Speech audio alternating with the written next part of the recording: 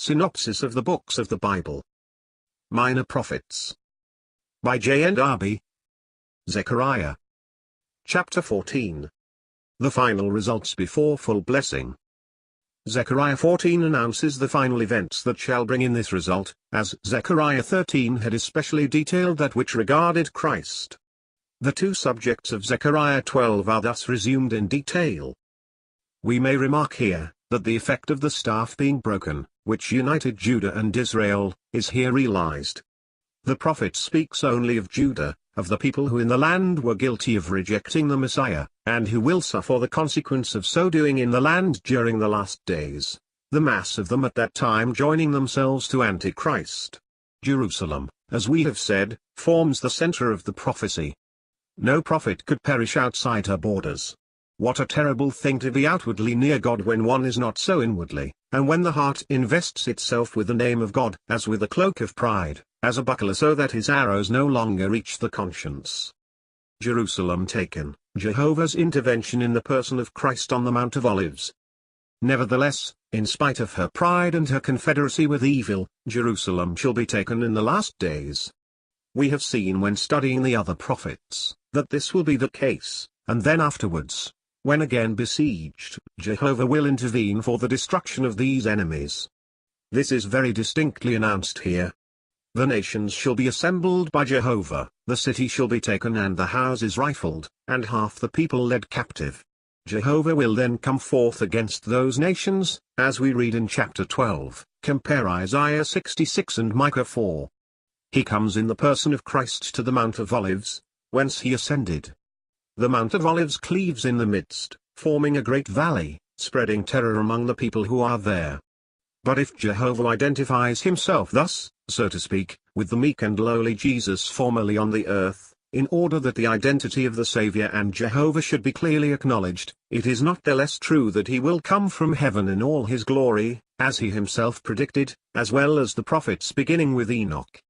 The heavenly saints will accompany him in his public manifestation to the eyes of an astonished world. Marvelous glory for those that are his, with whom he will manifest himself before all the wicked. For here it is Jehovah's public coming to the earth, as the righteous judge, making war upon all that rebel against him.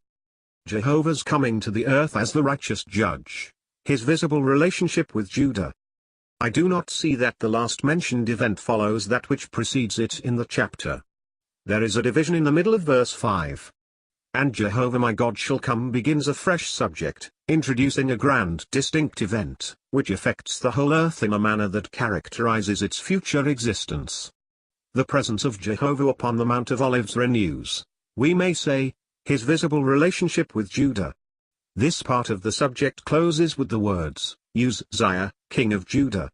That which follows is intimately connected with the return of Christ to the Jews, in the very spot from which he left this earth, but it looks at it from a higher point of view, and takes up the subject of the relationship of Jehovah with the whole earth, when he comes from heaven with the saints.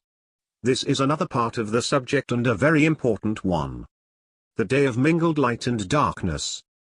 The meaning of the rather difficult passage that follows has, I think, been given, as to its general sense, by Martin in his French translation.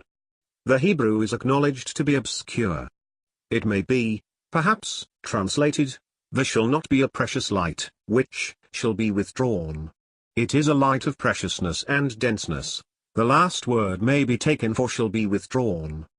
It shall not be a day of mingled light and darkness, but a day appointed by Jehovah, a day characterized by his intervention and his mighty presence, and that could not be characterized by the ordinary vicissitudes of night and day, but, at the moment when the total darkness of night might be expected, there should be light. Living waters should flow from Jerusalem towards the east and towards the west, into the Dead Sea and into the Great Sea. The heat of summer should not dry up their source. One Jehovah, and his name one, universal holiness. Jehovah shall be God over all the earth. There shall be but one Jehovah, and his name one. It shall be truly one universal religion, the dominion of the one Jehovah, the God of the Jews, over all the earth. The land around Jerusalem shall be entirely peopled, and Jerusalem lifted up and securely inhabited in her place.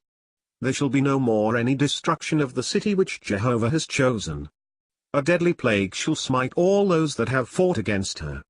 They shall mutually destroy each other. Judah shall also fight against them, and their riches shall be her prey. The remnant that are spared among the nations shall come up to Jerusalem, to the feast in which the entrance of God's people into their rest is celebrated. And all shall be holiness, everything in Jerusalem shall be consecrated to Jehovah.